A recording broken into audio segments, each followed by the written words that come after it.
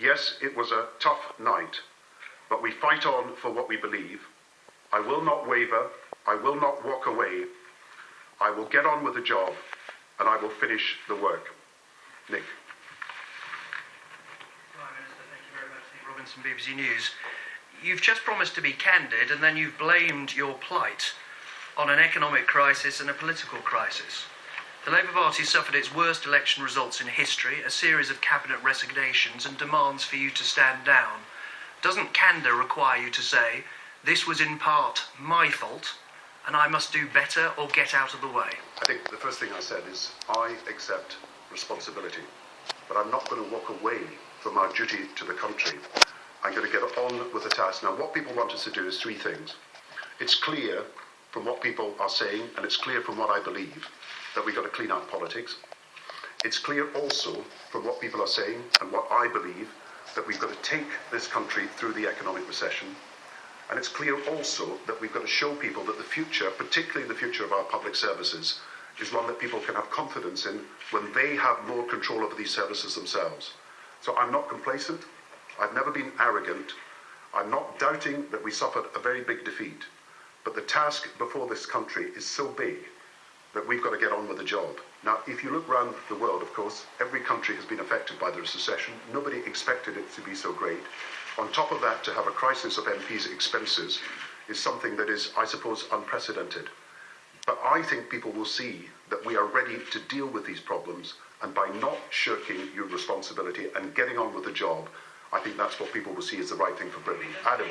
Forgive me, doesn't being candid require you to say, this is what I got wrong, and this is what I personally will do differently? Yeah, and Nick, I will always allow you two questions now because you take them anyway. The importance of being candid is to accept responsibility and to accept blame and to accept where mistakes have been made. But I think the importance of talking to people about what we are doing and what we're trying to achieve. If you like, we're going through a big economic recession. People have seen the policies, but they've yet to see the results. People know that we're trying to clean up politics. They have not seen the answers yet because the legislation has not been passed. But in time, they will see that we have taken and will take decisive action. Now, to have legislation on that before the summer is to make sure that no stone is unturned and to have all expenses claims of MPs looked at in detail over the next few weeks is to make sure that the system now works fairly for people. So being candid is to accept, yes, there are real problems. Yes, we are not complacent about them. Yes, mistakes have been made, but yes, we have a job to do and we're going to continue to get on with it. Adam. Prime Minister, now we've got the full list of your cabinet. We see we've got the elevation to this title of First Secretary of State of an unelected peer who's twice had to resign from the cabinet. We've got the return of two cabinet ministers who've previously been demoted. We've got another department going under the control of an unelected peer. We've got both defence and health, little known and untried ministers in charge of some of the most important departments in the country. And we've also got a significant drop in the number of women who will be attending your cabinet. Can you honestly say today that you have strengthened the government team or indeed come up with a team fit for the 21st century? Well, let me first of all say, Adam, to correct you, there are 7 women who will be attending the cabinet. Harriet Harman, who's obviously the leader of the House of Commons and deputises for me at Prime Minister's question. Yvette Cooper, Jan Royal, Tessa Jowell, Baroness Scotland, Dawn Primarola and Rosie Winterton. So there are a large number of very, very talented women. The second thing, Andy Burnham has proved himself to be an excellent Minister of State and when he was at the Department of Health. Equally, Bob Ainsworth has been a loyal Minister of State at the Department of Defence, is highly regarded by the generals and all the commanding officers and will make an excellent Secretary of State for Defence. Look, you make changes as things develop, but you make changes for a purpose. The changes I have made are for these 3 purposes. We've got a new constitutional renewal council that is going to deal with the problems of cleaning up politics and democratic reform. We've got a new economic enhancement of the Economic Council by what we're doing with the new departments and how they are being merged together to focus our effort on the recovery.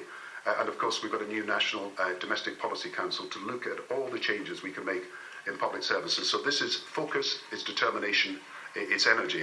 And I do think when you look at the new people who've joined the cabinet, you'll see that we've chosen very talented people who have got a determination to serve the country.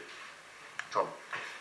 Prime Minister, you say you want to be candid, so can I ask you a very simple, straightforward question? Do you acknowledge today that you wanted to sack your Chancellor and were simply unable to do so? No. Alistair Darling, as I said in the House of Commons only 2 days ago, is a Chancellor who has served the country not only well domestically, but is internationally acclaimed for much of the work he did in relation to the G20. And I was asked this in the House of Commons only on Wednesday, and I paid tribute not only to his work in the past, to his work in the present, and the work that he's doing to bring about the economic recovery. Look, we're at a situation where, you know yourself, we have announced what we're doing on housing and homelessness, what we're doing on jobs, what we're doing on businesses, but you have yet to see the results. It's hardly surprising that people are asking, are all these policies working? Because it takes time for policies to make a difference. The lending agreements, it takes time for them to come through. The action we've taken against housing, I am assured that it will reduce the expected rate of repossessions, but it takes time.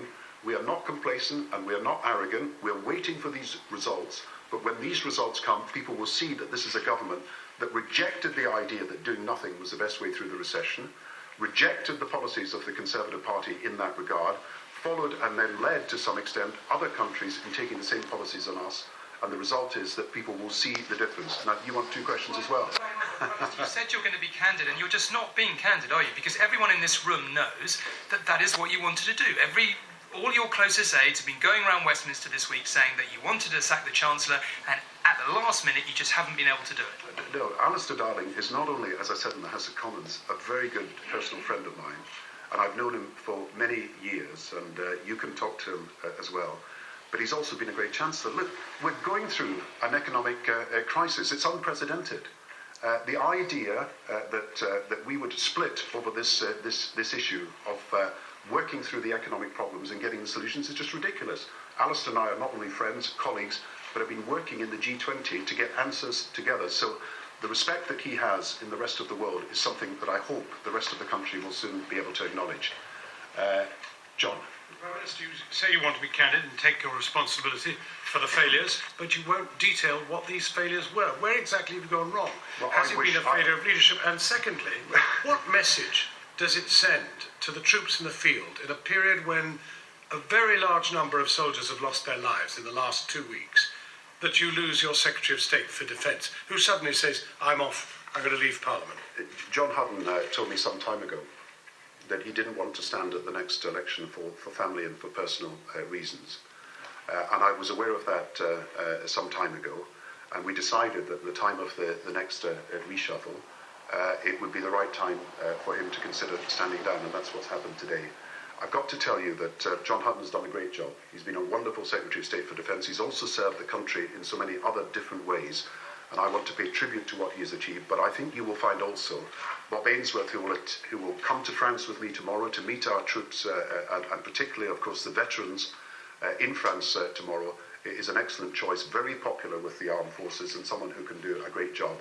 The reason I'm saying I'm being candid is, yes, over the expenses, Parliament should have acted earlier, all of us. And I accept and I apologise for our failure to do so.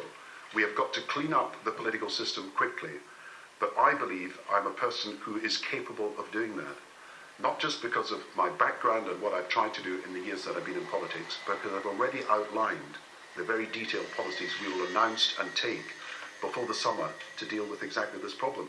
The reason I'm candid is, of course, I've accepted that this recession is something that has taken time for the world to come together to solve. And I've always argued you can only solve this international financial recession by global action together. Now, I wish it had come more quickly, but I thought, as everybody knows, for that to happen.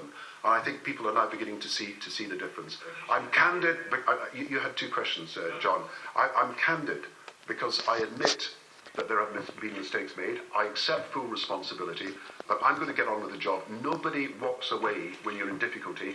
What you do is you get on with the task, you finish the task in hand, and show people that what you set out to do is going to be concluded. You do your duty by the country. Thank you.